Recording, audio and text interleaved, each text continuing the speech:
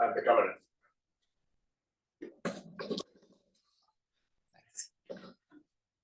So in field theory, classical field theory, the principles that we listed were mostly symmetry and locality, right? Now, when we're going to start talking about quantum field theory, which is this is the end of part 1 of the course, going forward, we're going to be talking about quantum field theory. The word quantum here is not necessarily important. What is important is fluctuations, right? That you have fluctuations. This could be because you have finite temperature fluctuations, or you might have quantum fluctuations. And the formulas of quantum field theory applies to both. All right. Now, once you introduce fluctuations, there is another principle that's important, and that's the principle of renormalization or separation of scales. I'm not going to define it right away for you guys, but let me give you perhaps a high-level definition or consequence or aspect of it. Every quantum field theory, so now I can feel freely use the word quantum. Every quantum field theory is defined next to all the action. You know, it's local, so you need an action, you need all sorts of things that you usually need. It's defined with a dimensionful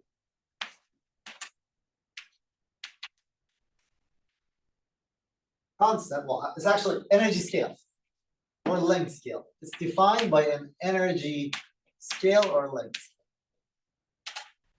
The very definition of the theory needs this. The theory is not well defined without this variable. Okay, so we got that. That's good. The thing that will probably surprise you is that physics will be, all observables of quantum field theory will be independent of that. Okay, to define the theory, we need to use this. But everything that depends on this is not observable. There will be quantities that will be independent of lambda. Those would be the observables of the theory, right? So, in a sense, the principle of separation of scales is the principle that your observable, all the physical observables are independent of this variable. The reason I need this variable is that in the absence of this variable, my fluctuations are wild. I can't. This is to tame the fluctuations. We'll see that. We'll see that. So fluctuations here at all energy scales, and if you do not suppress fluctuations at some arbitrary high energy scales, field theory is ill-defined. This is to just make it well-defined. Energy. Energy, you could view it as a length scale. Inverse of this is length scale. So the theory has in it this variable, right? So what's the domain of applicability of it? This is an energy scale, and physical observables all involve processes with energies significantly below this. Right? That's the principle. But those observables should be independent of that. Here we got that? Yeah. That energy scale is what a theorist would tell an experimentalist to go look for. Like, sorry, what? You give the energy scale of the theory. That is what an experimentalist. No, sorry. This is This is not the energy scale of the theory. This is an energy scale that is required to define the theory. It's often called the cutoff scale. The term energy scale of the theory is often reserved for where you do your observables. That's what experimentals observe.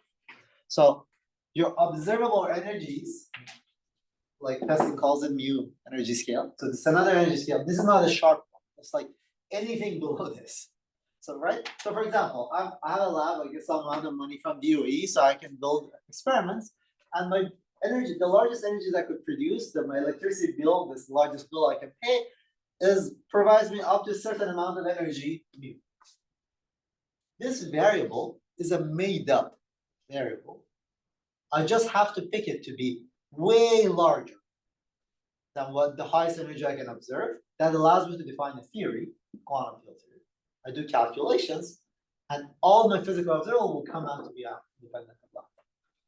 But yeah. So mu here would be like our effective energy. Yeah, what we observe, the stuff that we observe, right? This, if you, yeah, okay. So, but you just need this to make it well defined. The theory is ill defined, mathematically. All right.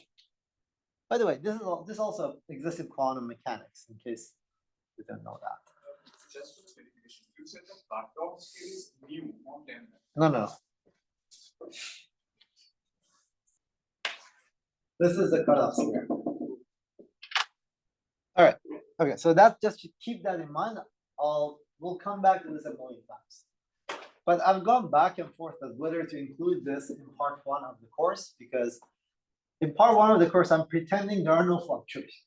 Fluctuation did not play a role, right? So this is not quite. This is just to tame the fluctuations. We'll see. By the way, when people say, when some mathematicians say that quantum field theory is well defined, all of that, they're just wrong. Quantum field theory with this variable is well defined, and this is to make it well defined. What they mean is that there is no quantum field theory without a variable lambda. Sure, but so is this like the thing that prevents like infinite vacuum energy for well, we'll talk about, we'll exactly mention that. But I just want you to have in mind. I haven't shown you where this guy is. We'll come up. All right, good. So now let's start part 2 of the course, quantization. Actually, conveniently, we did this in lecture 2. What we did was, we did canonical quantization of a lattice of atoms. If you remember, we had a bunch of atoms. They're connected with like these springs, and we modeled them. The Lagrangian was just m squared, m over 2 q dot squared. Q are the variables, and were the positions of these guys. And then there was a potential for these masses that are attached by springs. And the potential basically is the distance from the nearest neighbor squared, right? With some spring constant. That is because it's a spring, right? Half omega x squared, for instance. And then there could be other terms, right? So if you recall, the philosophy is now very familiar from field theory. I have a Lagrangian, right? It's a function of time and space, variables j. I'm gonna write down an expression which is local. You see it's local, right? This is clearly local. And I'm gonna expand in the lowest orders, right? Lowest number of q's and number of derivatives. That's what I'm doing. This term is allowed. Then I get to the potential. There is this term that's allowed, which might look non-local at first, but in the continuum limit, this term is a derivative squared, right? And if I was subtracting q of j plus 2 minus q of j, that also has the second derivative, right? Like that's just a concept of derivative, and so on and so forth. Now there's this term that's allowed. It's a local term on site, right? This is a local term on site, right? And you can go to Harvard. So the quantization idea is that, well, this q hat and p hat, these are general coordinates, should satisfy the commutation relations IH bar. And the way we did this was we said, let's put this on a circle so that we have periodic boundary condition. The circumference is L, the lattice spacing is epsilon. The total number of atoms is L over epsilon capital N. And then Qn and P of M, of course, satisfy the commutation relation this way. This is your Hamiltonian. Hopefully you recall. The way we solved this was using Fourier transform. We diagonalize the Hamiltonian. This looks like this is a tri-diagonal Hamiltonian in the Q basis. And we diagonalize it using Fourier transform, as one does. Right? What did we find? I'm not going to go over it again. What we found was in low energy, well, before taking the low energy, after we diagonalized it, we found a bunch of normal modes. This was a classical system, right? A bunch of normal modes with frequencies which are 2 square root lambda over m sine of absolute value k epsilon over 2. So at low momenta, low energies, sine, you could linearize it. You obtain omega, which is proportional to k, that is relativistic. That is relativistic dispersion. What is the speed of sound? Is a coefficient of the proportionality, or speed of light, quote unquote, is epsilon square root lambda over m. Right? That's just saying sine theta is the same thing as theta when theta is small. Good.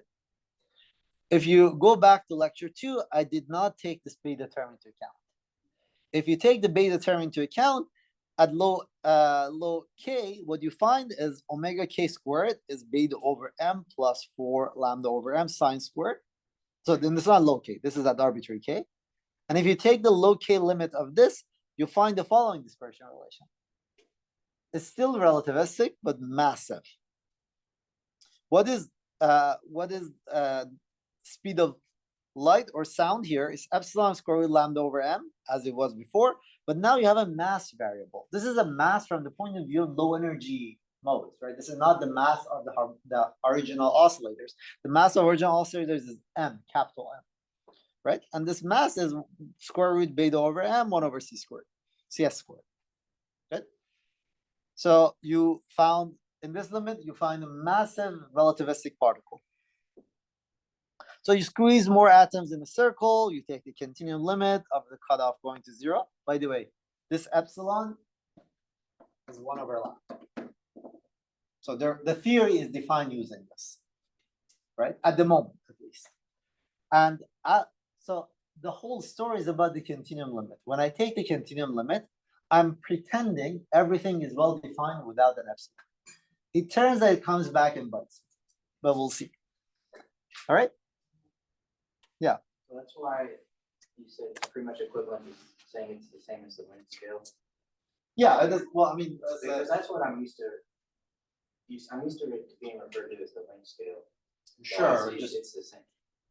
it's 1 over lambda is the length, right? When you say that the mass, now you have a new mass term.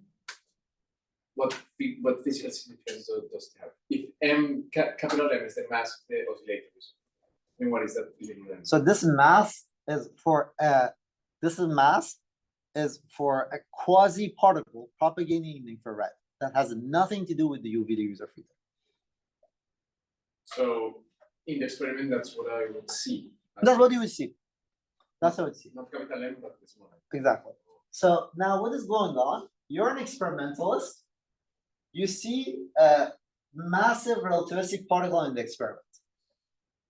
You make up some very, very, very large scale, this epsilon or 1 over epsilon.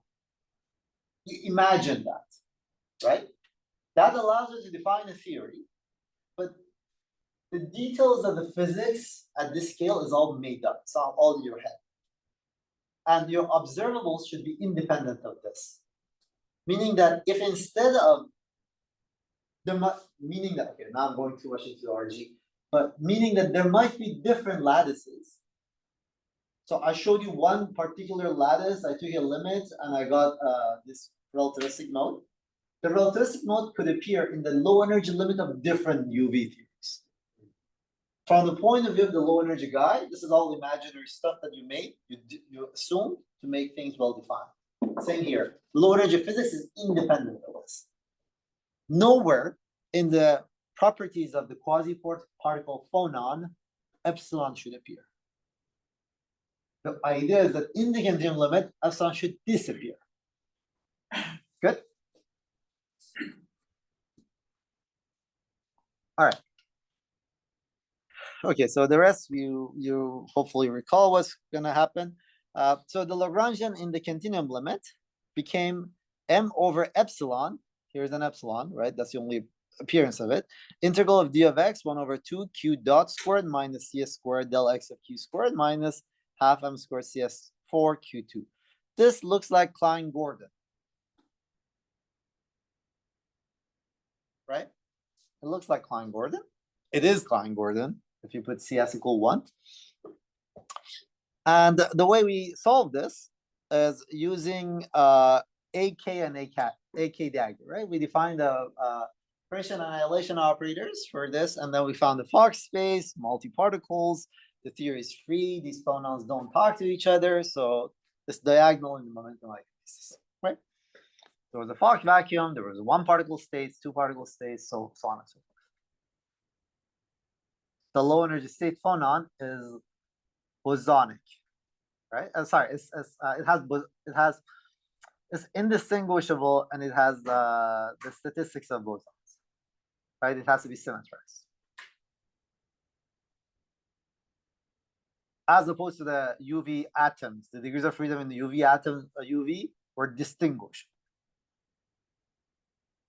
Any questions about this? So I just reviewed lecture 2.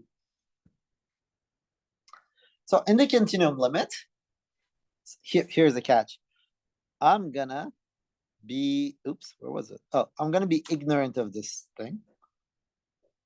And I'm gonna treat this as my Lagrangian, right? I don't know if you can guess where I'm going with this, but in the continuum theory, my Hamiltonian is the integral of a Hamiltonian density. This is just locality, it's manifest locality. And when I Fourier transform, I get pi hat minus k plus k squared plus m squared, phi minus k. These are just this is a collection of simple harmonic oscillators. Quantum simple harmonic oscillators that hopefully you recall how to quantize. You define the equation annihilation operators this way. And here's your phi, here's your pi. Good. Everybody's familiar with this? Hopefully, it is quick, but hopefully I've seen these equations before. I want to point out, I want you guys to stare at these equations because I want to point out a bunch of things about these two equations. Good? We're good? All right, so what are we gonna point out? First thing I want to point out is notice this. Remember these two. What am I doing? I have a bunch of momentum nodes for my phi and my pi. That omega k is just, it comes out of the fact that it's just analogous to what you would do in that I omega minus I omega k is what you would do, this guy. What you would do in similarly in harmonic oscillator as well. But I'm integrating over all momentum modes with this measure. 1 over 2 omega k. This is my integration measure. I'm not saying that, so it's like saying that I have a harmonic oscillator frequency omega 1. I have a harmonic oscillator frequency omega 2. But so I have to add them up. When I add them up in my Hamiltonian, I can associate how many of these harmonic oscillators I have, how many of these harmonic oscillators I have. Right? Now, because I have a continuous variable, I can talk about the density of harmonic oscillators. The density is this measure, this probability measure. Remember this, because this is super crucial. This actually comes out of the representation theory. I've already said this in various ways before. But remember this expression, right? Integral, these space here. We're integrating over space, because this is canonical quantization. And the measure is 1 over 2 omega. That's important.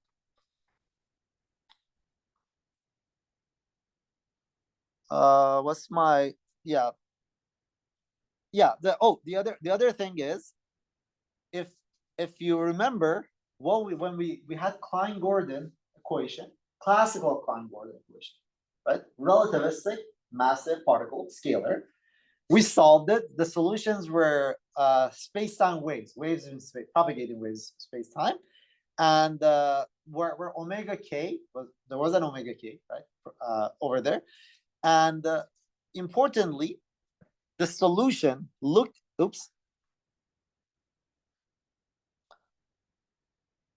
the solution looked exactly like this, except for AK and AK dagger were replaced by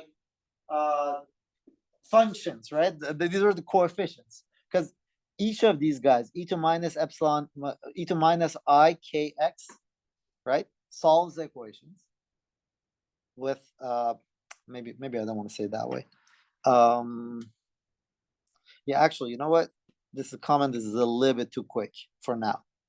Yeah, let's come back to this. I think I haven't written covariantly, but yeah. Did I do this covariantly? Did I, when I wrote the solutions to the Klein-Gordon, did I write it covariantly or did I write it split in space and time? You write both. You make the equality. Okay, if no, but all right, I don't remember how I wrote it, but okay. Basically, the statement is that the solutions to the equations of motion of a Klein-Gordon are found using a Fourier transform in space-time, right? If you Fourier transform only in space and not time, the expressions look like this, with some functions of time sitting here, cosines and sines.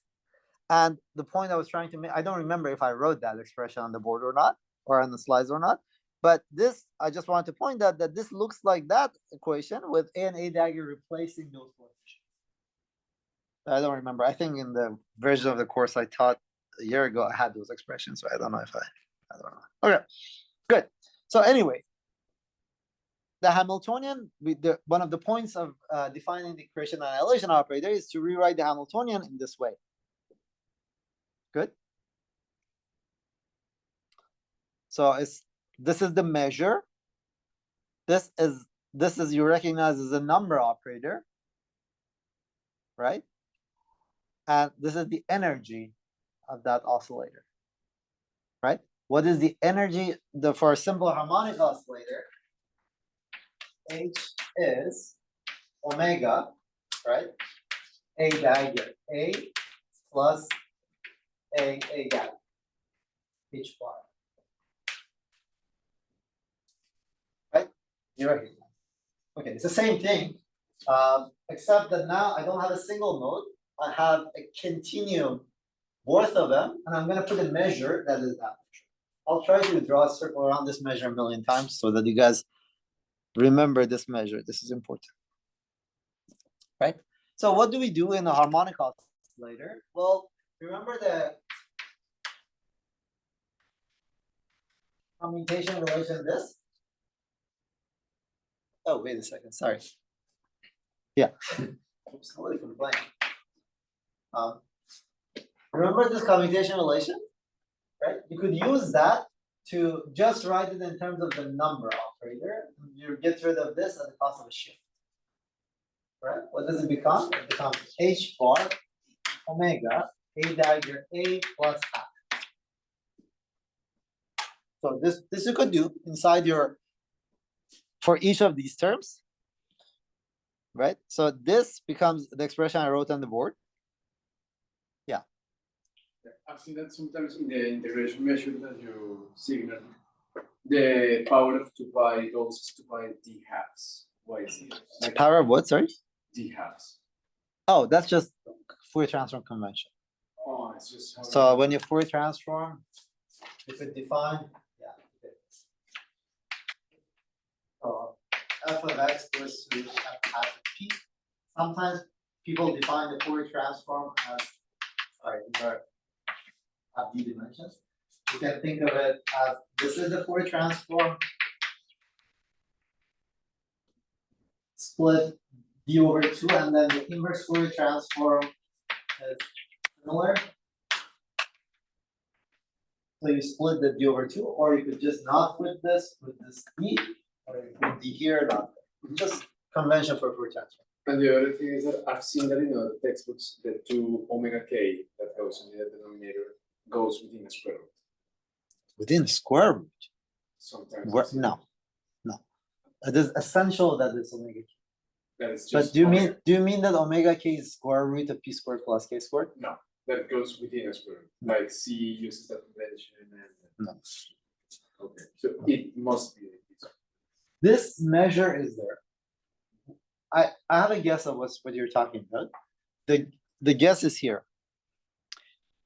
I defined my, forget about the measure, put the measure aside. There's an omega k difference between phi and pi.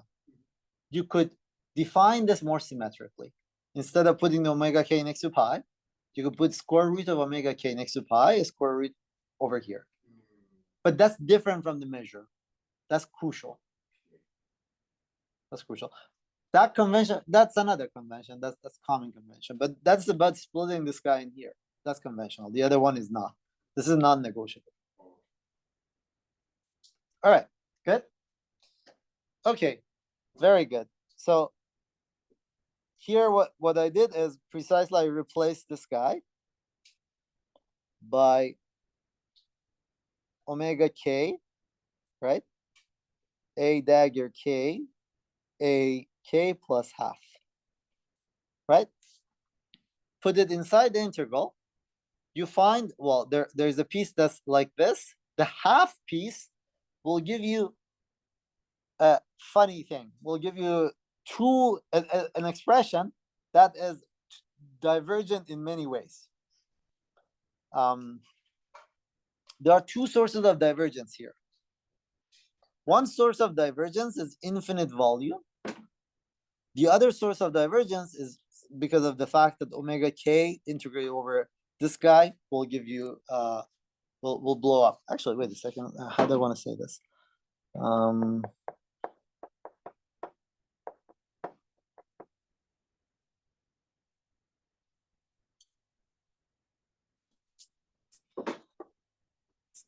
think as I wrote it, it does not look kosher. Actually, no, I think it's all right.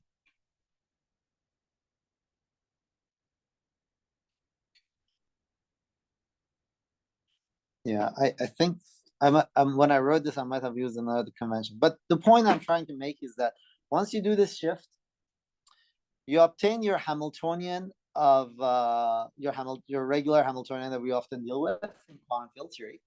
But every momentum mode k contributes as a finite amount of energy. I have a continuum worth of that, so the vacuum energy is infinite.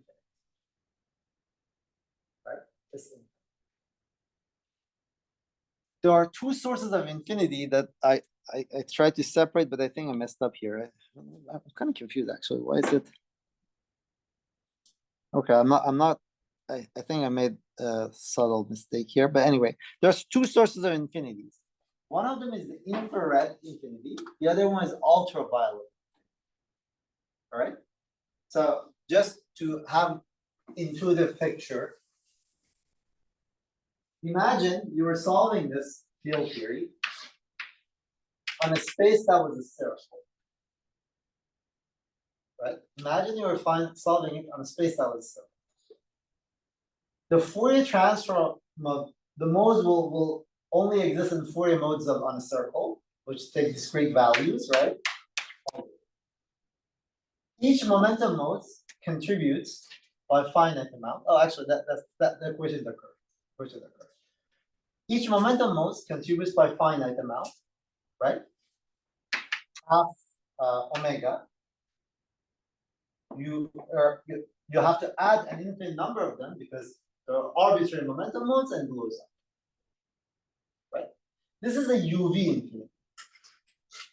Good. There's another. This tells you that even this exists even in finite volume.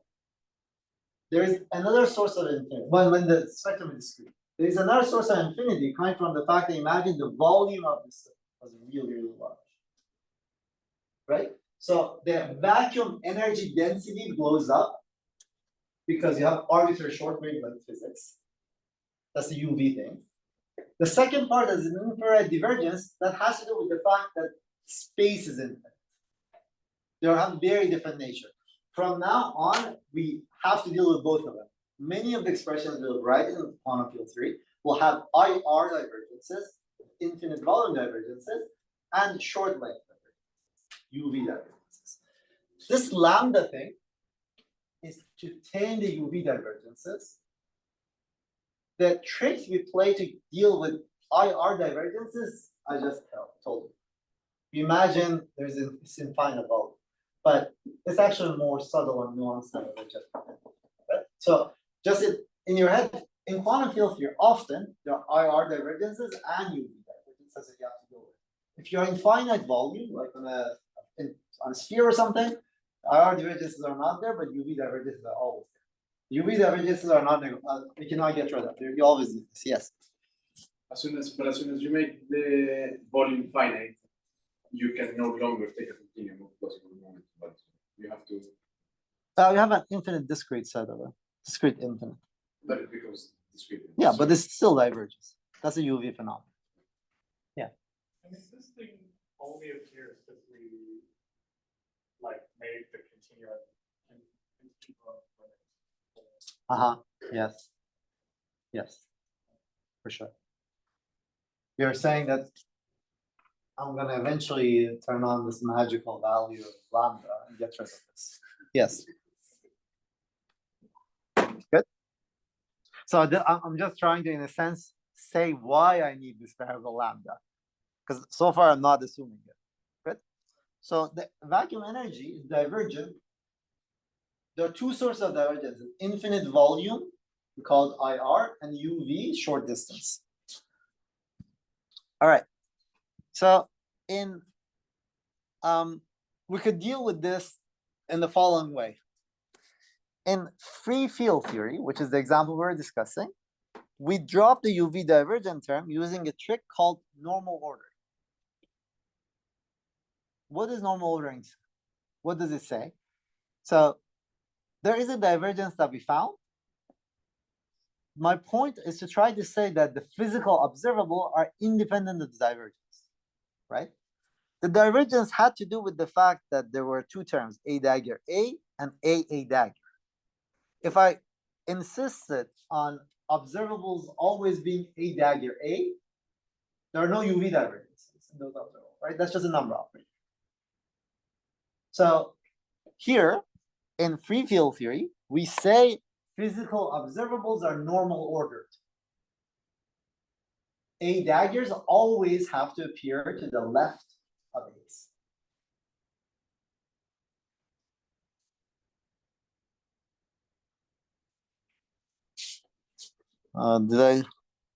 Sorry, where, what? Oh, that's a typo. That's a typo. Thank you. Number operator is observable, right? You could ask about the number of photons in a particular mode. Yes. No, that implies you just subtract arbitrarily the vacuum expectation value. Yeah. So you could say that, or you could say I define a set of observables that were independent of this divergence. I could regulate that divergence now, and it won't matter for observables I define. It's like shifting the net. You could say that. So this gets rid of the UV divergences. I still have to deal with the infrared divergences, right? And the way to deal with it is that the number operator, we divide it by the volume of space, right?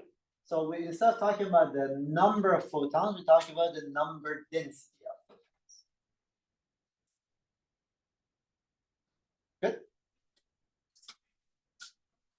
This is all heuristics, right? Like, of course, we're going to do this rigorously, very clearly, cleanly, but I'm using this as heuristics. In free quantum field theory, we say that we measure energy with respect to the vacuum. In interacting theory, there are divergences, and we cannot get rid of them using normal order. Right? There's no prescription. Sorry, maybe I should say this way. There's no clear set of prescription that I can say normal ordering, and I'm guaranteed that these are always going to be finite. There's no simple prescription like that. In free theory, there is one, right?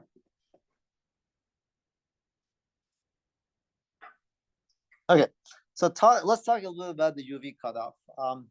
No, I think I said this. No, but I want to highlight this.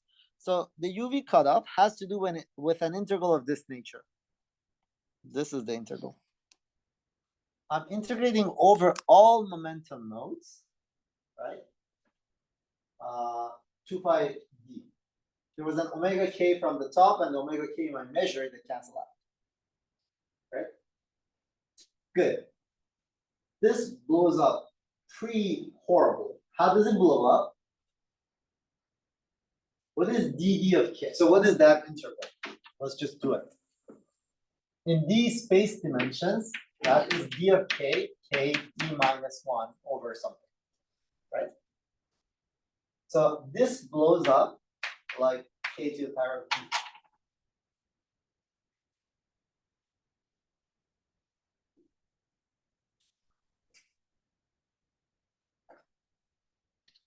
Good.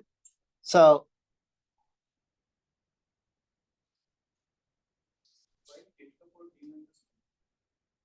because it's dd of k. Okay. So this is of course divergent. What we are talking about is vacuum energy density. So vacuum energy density is an observable that diverges. We could talk about regulating the divergence by introducing the cutoff. We say, I'm only gonna allow for my integrals over momentum to run up to some large number lambda. I just have to make sure this lambda is very, very large. This is called a regulator. It's ad hoc. It's just a random method I introduced to get rid of infinities, not get rid of infinities, to label my infinity and then make sure later that my observables are independent. That is important. To define this thing, these integrals, I introduce a variable lambda, and later in this helps me to talk about physical observables that are independent of lambda. Good. And notice that this is just one way. This is called the sharp momentum regulator. This is just one way of introducing the lambda. Give me another way. Tell me another way of introducing a lambda. So what have I done? I have an integral which is like, right? I'm integrating over all k from 0 to infinity. And I say integrate all the way up to some lambda and then 0. What I've done, I can write this as d of k, 0 to infinity, kd plus minus 1, step function, right? Of k, step function, no, heavy size. Heavy size function of, what is it? K minus lambda. Something like this, you know, right? I basically introduce a kernel here. So what I've done is I've taken my integral from 0 to infinity dk kd minus 1 and put here some function of k and lambda that at above lambda suppresses these contribution of these terms to the integral because they grow. Heavy side function is a sharp momentum cutoff.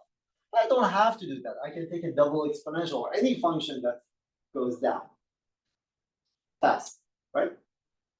These are different ways of introducing a lambda cutoff. I need a method.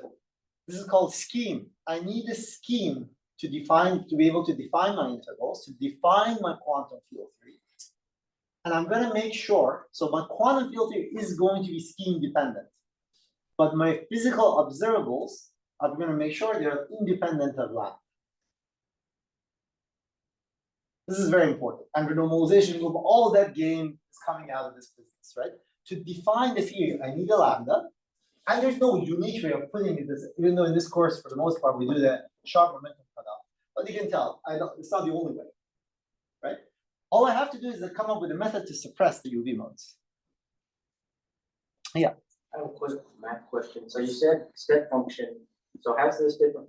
How is a heavy side function? Oh, sorry. Wait. Heavy, well, this function. I'm talking about this function, whatever it's called. I thought that was. This is a function. It's a function. Yeah, I think the issue is this. I know it is. Yeah, you know. So I can replace it with anything like this. It doesn't matter. Good. But the game is that it's not that. So this is what I'm doing to deal. This is the way I'm dealing with one observer. What is it? A vacuum energy density. Right. Now, what do I do Well, okay, so let me not elaborate. Let's not over explain. I have to get to my calculations. All right. Well, I want to point out something that even so, from the rest of the remainder of the course, this is how we're going to, for the most part, regulate. It's just a scheme, right? So if at any point in part 2 of quantum field or anywhere in your life, somebody says some calculation in quantum field is scheme dependent, it means that they're calculating something nonsensical, non-observable, right? So now imagine you have some crap here, some physical observable, which is not every momentum mode is not contributing exactly the same value. They're contributing in different amounts. In fact, if the contribution of this falls off as, oh, sorry. No, that's right. If it falls off, yeah, if it falls off like 1 over kd, right? This still diverges because it's log divergent. The log divergences play such a crucial role in quantum field theory. They're incredibly important, right? Good. So every time you see log divergences, you should get excited. All right. So I've said more than I had to say. All right. Very good. So yeah, this is a UV regulator. Here, what I'm doing is I'm doing the integral. Doesn't matter what comes out in 4 dimensions is proportional to the space-time, the mass to the power of space-time dimension. And I said that already. So I trust you can follow these few lines of algebra. Physical quantities must be independent of that. Right? Okay.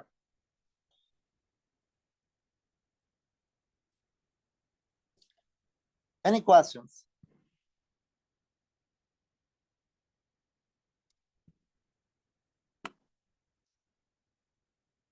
Let me skip all of that.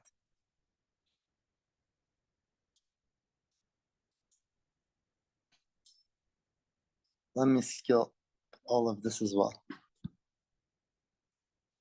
Yep. Good. Sometimes you hear these set of words that physicists say. They say that a quantum field theory is effective field theory. For the purpose of this course, quantum field theory is effective field theory. It means that it's always defined using a scale. I don't know of any other quantum theories. Let me just put it that way. Good. Put yourself in the mindset of the low energy observer that sees the quasi-particles. That's who we are. We're seeing a bunch of particles, and they're always low energy observables. Quantum field theory is a made-up theory where I have invented some sort of a crazy high energy mode, physics that I don't know about, right? So that the low energy is what I see. And I want to use this full theory, but I'm pretty sure whatever I invented for arbitrary high energies is nonsensical, as a way to calculate them. That's what the game we're playing upon, right? Scalar field theory, free scalar field, Higgs boson, the theory, Shannon-Waller particle physics. When you do integrals, there are momenta that are 10 to the gazillion TeV in it. Is that physical? No, it's just nonsense. It's crap we've invented to just explain the low energy physics. That's it. Quantum field theory always has a cutoff. Good? So no matter our energy budget, everything we're going to see is low energy in that sense. Yeah, because there's always higher energy. It doesn't matter if we have a collider. Look, energy is a dimensionful constant. It's a dimensionful thing. There's no low or large. Only a dimensionless parameter could be low or small or large. That's it.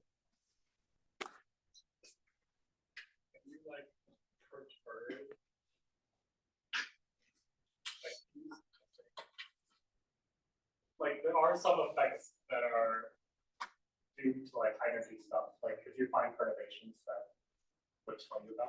Oh, there's plenty, yes. There's so much. This is not the end of this story. I'm just trying to make a pitch, make a case for the fact that we need this coefficient. But we're going to study this in detail, maybe in part 2 of the course. But renormalization group flow, if you've ever heard of it, is the following. I can say it in one sentence now. The fact that the theory should be the physics of the theory should be independent of lambda, it means that whatever method, whatever calculation I'm doing to calculate my correlation functions, that should have, if I take the derivative of lambda of that thing, should be 0. In quantum field theory, we calculate our correlation functions using the so-called generating function. Renormalization group flow is the statement that the generating functional, that if I take derivative with respect to lambda, should be 0. That's it. Okay, I'm not teaching Arjo for now. Good. Okay, I'm gonna switch gears and yeah. So we talked about with renormalization group flow being the second part of the course. Yeah, I pushed to the second part. Yeah. I don't think I'll probably make some statements about it, but there's really no way I can do it. Like it's a whole course. Okay. Let's now. My point now is to take the free field theory, quantum field theory, and focus on this guy, this measure. Where does this measure come from? Remember, I defined what a particle is. A particle was an irreducible representation of the Poincare group. So here, a single particle of momentum k is created by the action of the annihilation operator of k on vacuum, right? This is, if I'm looking at the, focusing on the one particle Hilbert space, we often quantum mechanics write this ket k, right? Now, if k and energy are related, right? Because of the dispersion relation. So the dispersion relation tells you that the space, your forward momentum is on this hyperboloid. Hyperboloid? Hyperboloid. Living on this. So this is the unshell condition. This is the condition that energy dispersion. This is just imposing dispersion relation. Energy has to be positive. That was one of the principles of quantum field theory, positivity of energy. K naught has to be positive, and it has to belong to this hyperboloid, because the hyperboloid has 2 brackets, lower and upper, right? Good. Now, if I think of, instead of talking about momenta being 3 momenta, if I think of 4 momenta, right? I have a creation operator, A of k. Now this is k mu, 4 momentum, and A dagger of k mu.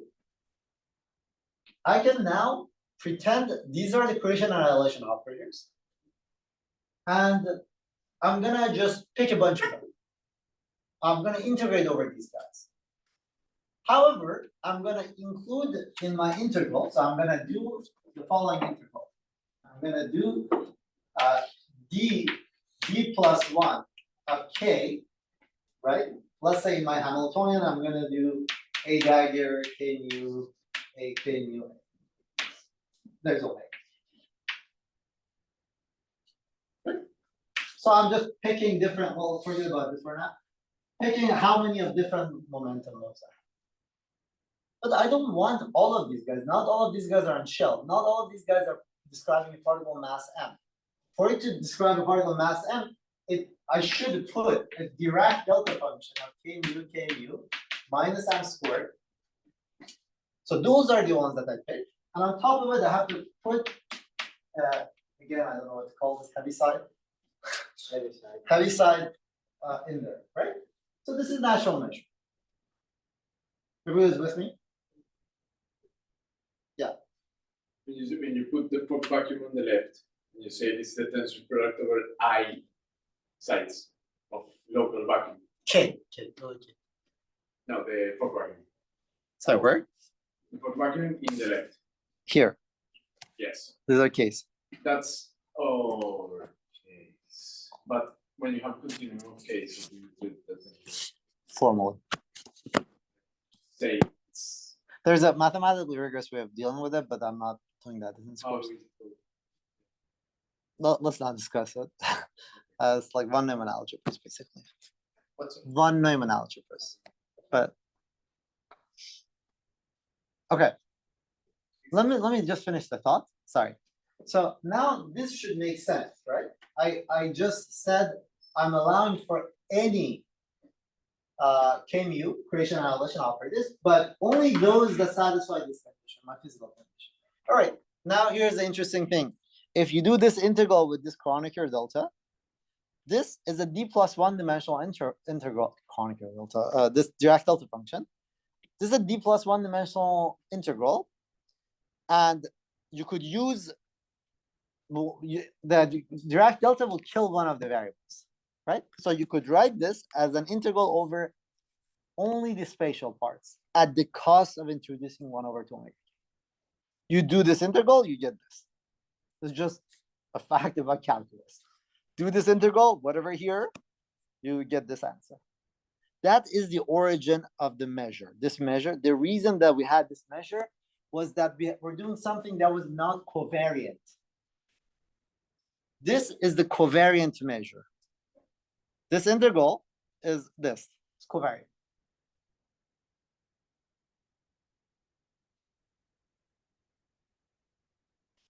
Is that clear?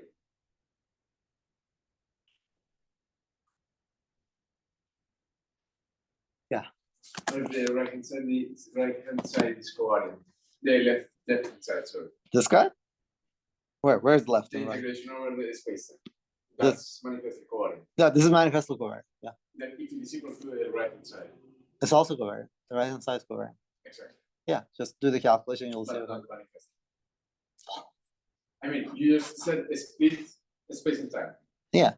So this is covariant. This is covariant. Yes. This is just covariant expression. That's it. So it's a covariant measure. That's it. It's not obvious, but yeah, it is covariant. So another way of saying all of this is that, sorry, just 1 second. If you take the phi of x, write it this way. This was your phi of x, right? If you apply a Lorentz transformation, this is how it should transform, right? Because the spin zero field, it just, the Lorentz transformation should only act on x, lambda minus 1 of x. That, you should be able to still write it in this form with the Lorentz transformation acting on the vector k. For that to work, this is essential. So once again, this is the covariant measure. Yes? This is the function condition for massive particle state. For massive state. What happens with the massless case? Nothing. It's the same thing. So you set this equal to 0, and the omega k becomes becomes the absolute value of k.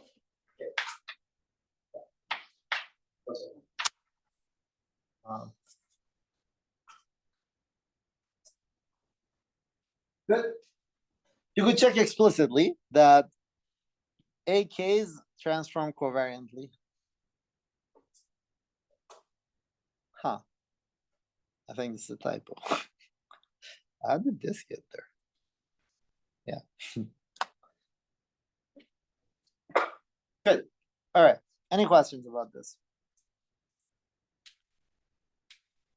But yeah. The transformations are made by x is the four vector. Yeah.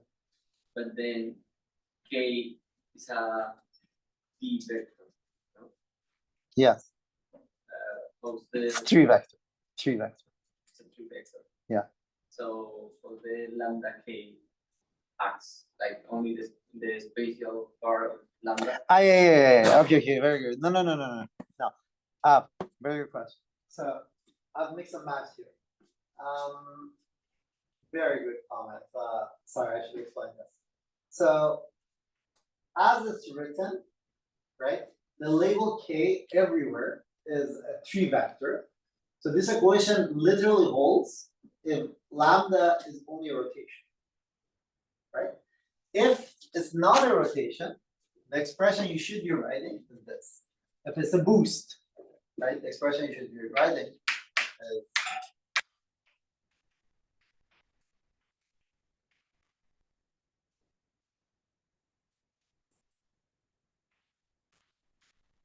So let's say, I don't know, like, well, actually, I haven't told you. Let's just talk about the Hamiltonian alone.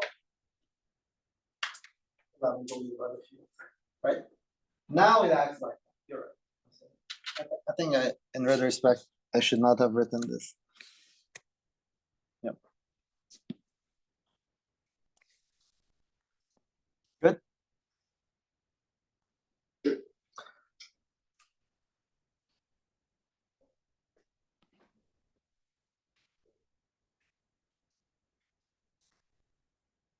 But actually, no, sorry. I think my word's back. I can write this. I can write this. The reason is the following. When every time I write k mu, I know how to complete it, right? Given a k, there is a corresponding e of k. Right? So this is the k mu. So I can add with lambda mu and k mu. I get a new vector. I can separate the spatial part of it and I put in there the spatial part of it. So I think that this is the notation. I think, yeah, the notation is this. This is what I meant by this, right? So you take the spatial part of the boosted 4 vectors. Then that equation is correct. And so is this equation. But does the boost affects this expression? Does the boost affect the expression? Roughly will be the case 0. I didn't understand. Ask your question again. Like, since we're only taking the spatial part, does the boost affect the equation? Okay, so here's what I suggest. This is a calculation you could do from beginning to the end. Maybe there is a subtlety here, I doubt it. But take phi of x at some point, right? Phi of x and t0. Apply a boost transformation to this, right? And see what is the right-hand side that you should write to make it work. Importantly, you will definitely see that measure is untouched. That measure is untouched. The right-hand side will be a rearrangement. Lambda will appear on the right-hand side somehow inside that thing, right? And if I recall correctly, that's how it works. It's just you take lambda acting in for k, take the special part.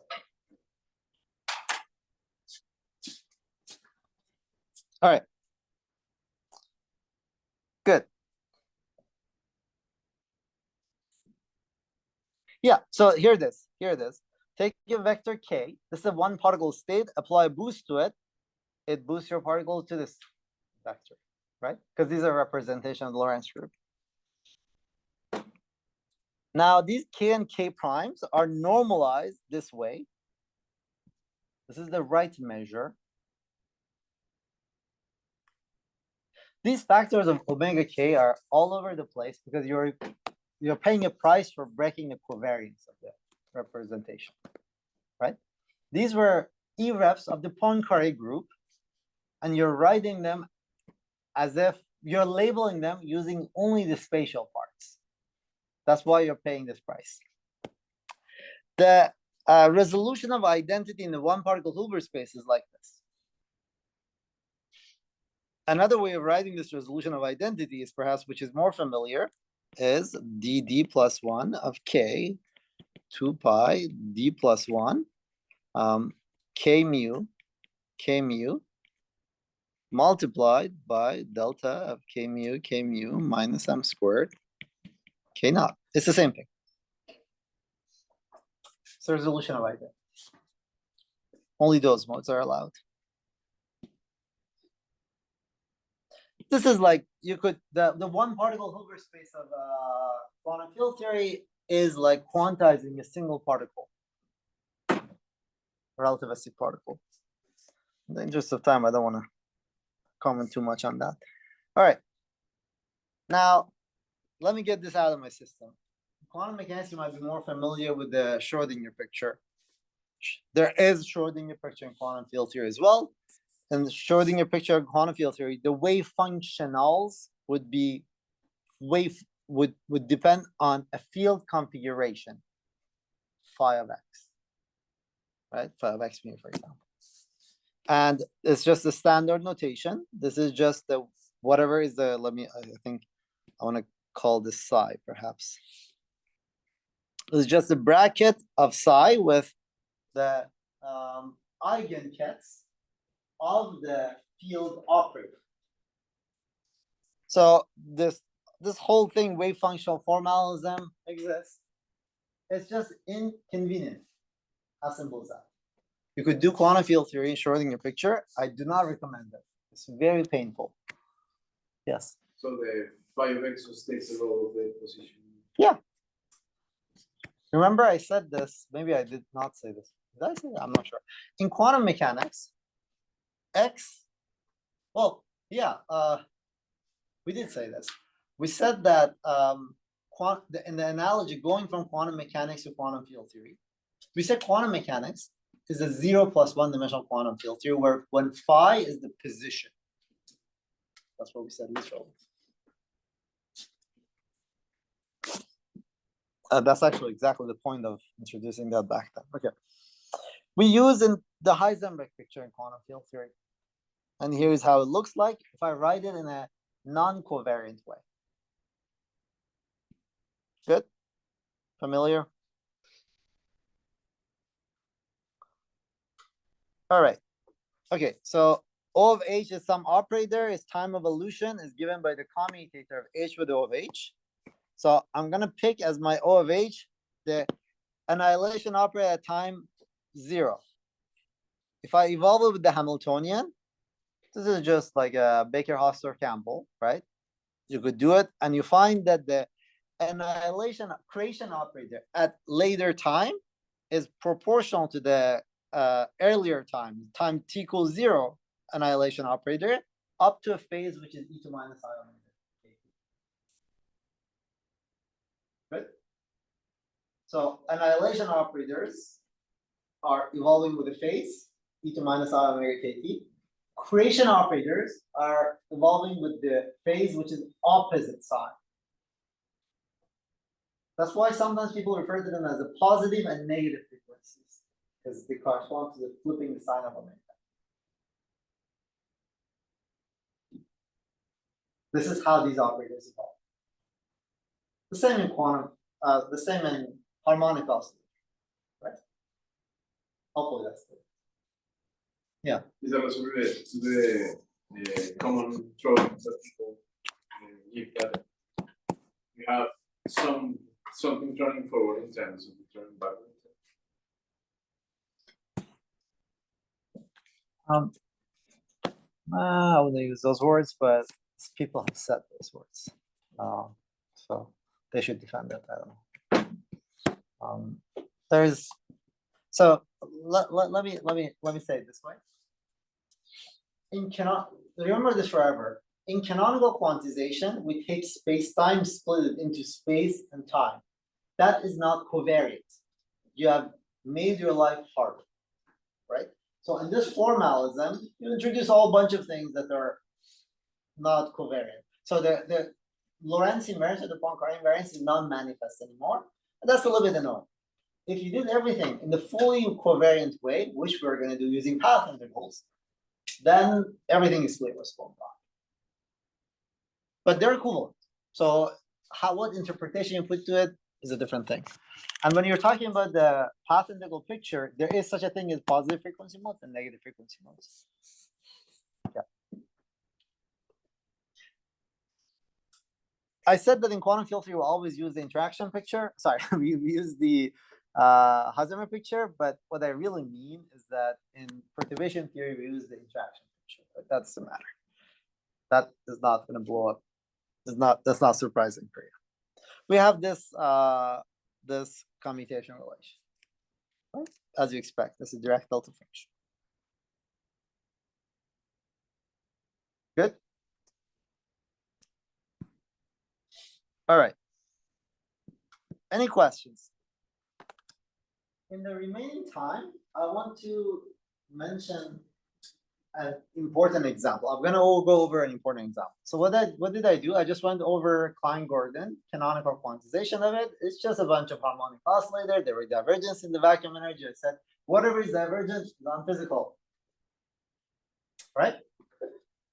Okay, good. The rest of it you can follow. I emphasize the role of this measure and where it comes from. It's the on-shell condition and positivity of energy. Those two combined. All right. My next example is a complex scalar. This is just two modes like what we have. A complex scalar field, the action for it, I'm being sloppy. There's minus half here, multiplying the whole thing. So now field phi is a complex field. So del mu phi dagger, del mu phi is my kinetic term, plus m squared phi dagger phi. There are two conjugate momenta. Hopefully you remember what the conjugate momentum was, right? You take the derivative of the Hamiltonian with respect to the variable, blah, blah, blah.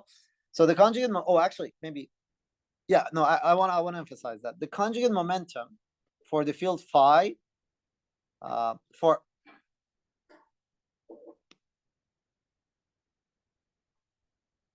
pi of phi is this, and this is pi of phi dagger.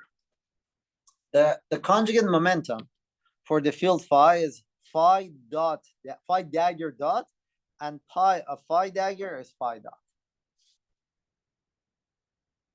Is that clear to everyone?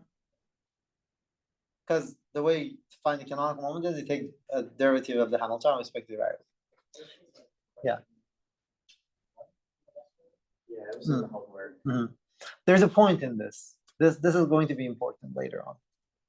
When we talk about fermions, you'll see something funky happening. Can anyone guess actually what happens? Well, we don't have time. But let me just say quickly. The canonical momenta come out to be one derivative, first derivative in time. That's simple. Right? Momentum are first derivative in time. We'll see that it will be different for spinors. Okay, this action has a symmetry. What is it? If you shift phi by phase at every point in space, same phase, it's a global symmetry, the only symmetries we've talked about, then this is the symmetry of the action. There's also another symmetry, charge conjugation. If you swap phi and phi dagger, the action is symmetric. There are these two symmetries, right? Here's the Hamiltonian density. Here are the canonical commutation relations, as what you would expect. Good. All right. Let's quantize it. What we do is, as before, here is my covariant measure. Now I have two sets of creation annihilation operators. And it's convenient to write phi, the complex field phi, this way. And of course, this dagger would be like this, right? AK e to minus ikx plus bk dagger e to ikx and so on. Is that part clear?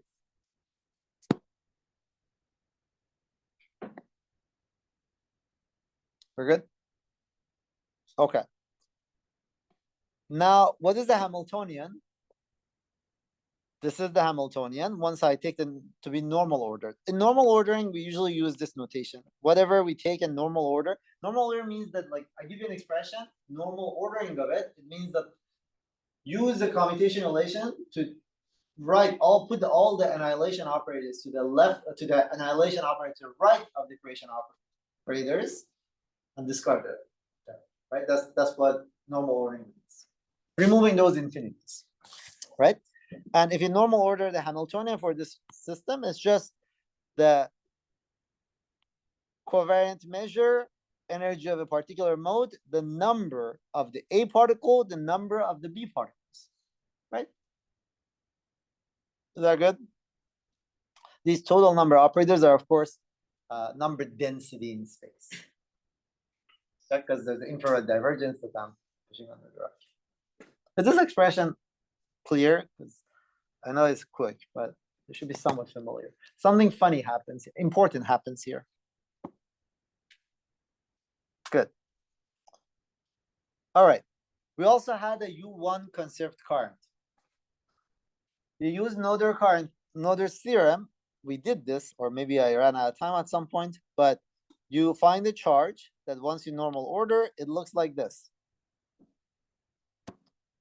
It's a simple exercise to write in terms of A and A daggers, and you find it after normal ordering, it's the number of A particles minus the number of B particles. There's a V space sitting outside. Okay, so what did we find? We have a Hamiltonian with two sets of particles. The energy of particle 1 and energy of particle 2 added, which is the number of particles, each of energy was an integral of the number operator multiplied by the corresponding frequencies, energies, right? So if you add up all the energies, which is the energy of A particles plus B particles, that's conserved. If you subtract the number operators, now this time without the omegas in there, what this is the conserved charge. What does it mean? It means that the process where an A particle turns into a B particle and B comes to turn into A is allowed as long as the total number is preserved. Right? So you could swap what is A and what's B as long as the total, you cannot create them spontaneously. You could turn an A into B, but you cannot create extra ones. So this is analogous. We often in this language, has to do, okay. This is, we would say the number of A particles, A's are particles and B's are antiparticles, right? And if you swap the particles and antiparticles, nothing should change. That's like swapping phi and phi dash. This is symmetry. This is Z2 symmetry. It's charge conjugation.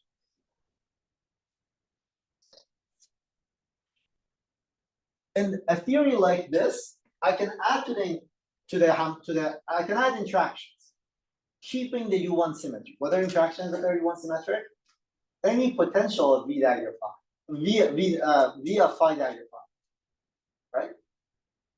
That will allow for the creation of particles, right? But because this is a charge, I should always create particle-antiparticle pairs. I'm not allowed to create a particle. I always have to create pairs of them, particle and antiparticle, even in the presence of interaction. This is the beauty of symmetry, right? I know that no matter how crazy my interactions are, because this is a charge, for every particle I create, there must be an antiparticle. This is the idea behind pair creation.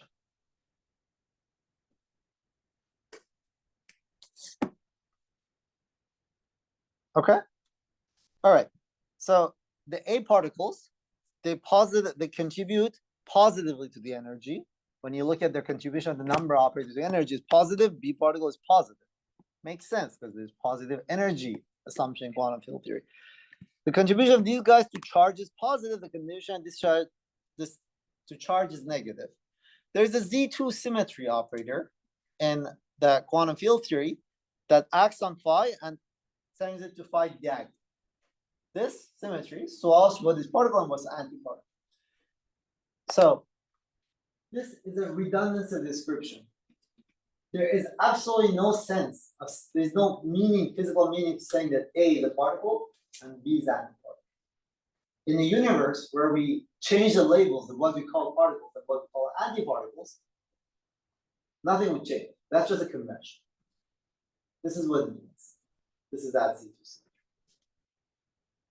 Right? The U1 symmetry is a statement about the creation. If you create, for every particle you create, you have to create an antiparticle. That's a dynamical statement. Something to happen. The Z2 symmetry, this charge state, is a statement about what you call a particle and what you call antiparticle is arbitrary. Your friend, if you today called every positive charge negative and every negative charge positive, nothing in the world will change. Good. And of course, if you just take this and look at this action on the A and B, it basically sends the A operators to B and B's to A. Of course, the charge conjugate, if you act with this conjugation, charge conjugation on Q, switches the sign of Q, right? That's obvious, because we said A and B. However, how does it act on H? This is invariant, right? Otherwise, it's not a symmetry. All right, so this is the end of this lecture. And oh, well, I had a comment about photon, but let's forget about that. All right, so very quickly, what did we say? We talked about today, we went through quickly through the quantization of scalar field, right? And we gave an example of the complex scalar field as well. There was a charge, there was a Hamiltonian.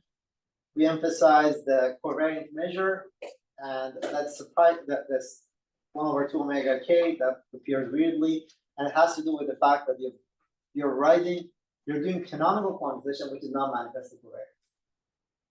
Right? Every time you do covariant, doing quantum field theory calculations in canonical quantization, expect that measure to pop up. Good. All right. We talked also about the cutoff and how it's needed to define quantum field theory. Are there any questions?